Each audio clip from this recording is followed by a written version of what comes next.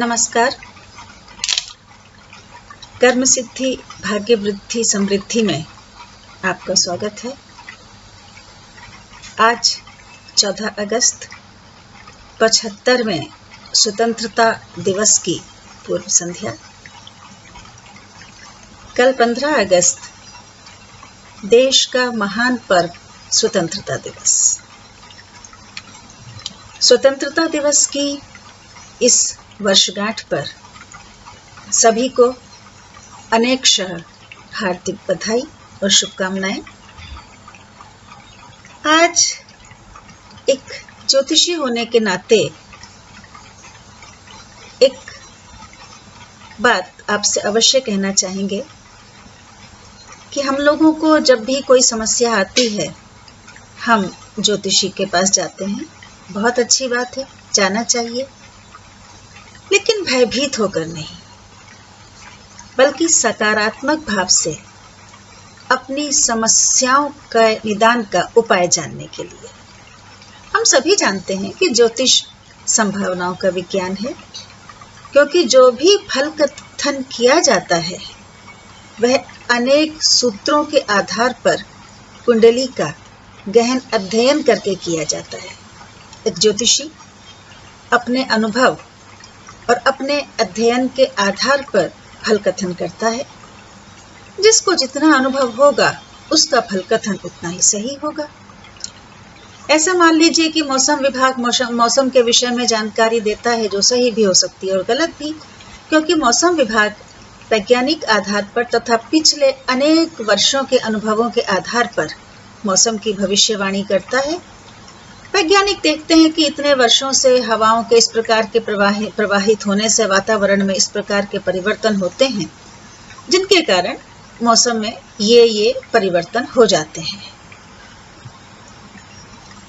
इस बार भी इसी तरह के परिवर्तन हो रहे हैं वायुमंडल में, तो संभव है मौसम में अमुक परिवर्तन हो जाए। ध्यान दीजिएगा, संभव है कहा जाता है, 100% नहीं कहा जाता, क्योंकि नहीं मालूम अब हवाओं का रुख कब बदल जाए, नहीं मालूम प्रकृति में कब क्या परिवर्तन हो जाए। ठीक यही बात ज्योतिष के विषय में भी समझनी चाहिए। जैसा कि पहले भी कहा कि कोई भी ज्योतिषी अपने अध्ययन और अनुभवों के आधार पर फल कथन करता है, लेकिन जिस बात को ईश्वर भी नहीं बताना चाहता उसे मनुष्य शरीर वाला ज्योतिषी भला कैसे बता सकता है। महाभारत के युद्ध में भगवान श्री कृष्ण ने अर्जुन को अपने विराट स्वरूप के माध्यम से भीष्म पितामह और आचार्य द्रोण सहित कौरव और पांडव वंशों के भयंकर नरसंहार के विषय में अर्जुन को बता दिया था, लेकिन अभिमन्यु वध के विषय में आभास तक नहीं होने दिया था। भगवान श्री कृष्ण से बड़ा ना तो कोई योगी हुआ, ना राजनीतिज्ञ और ना ही ज्योतिषी कोई उनसे बड़ा हो सकता है।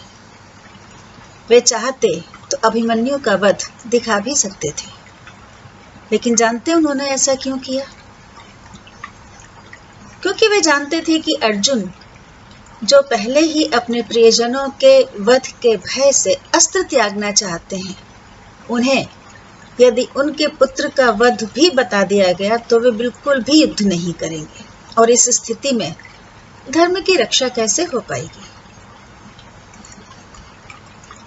तो कोई भी ज्योतिषी जिस घटना की जानकारी ईश्वर नहीं देना चाहता किसी भी कारण से, उस घटना के विषय में भविष्यवाणी नहीं कर सकता।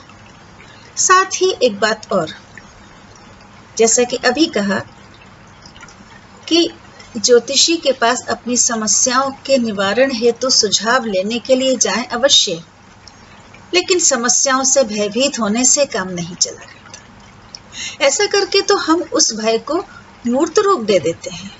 तो आज देश के स्वतंत्रता दिवस के अवसर पर क्यों न हम सब स्वयं से यह प्रतिज्ञा करें कि अपनी इच्छा शक्ति को योग और ध्यान के अभ्यास के द्वारा इतना दृढ़ बनाएंगे कि सभी प्रकार के भयों से मुक्त हो सकें।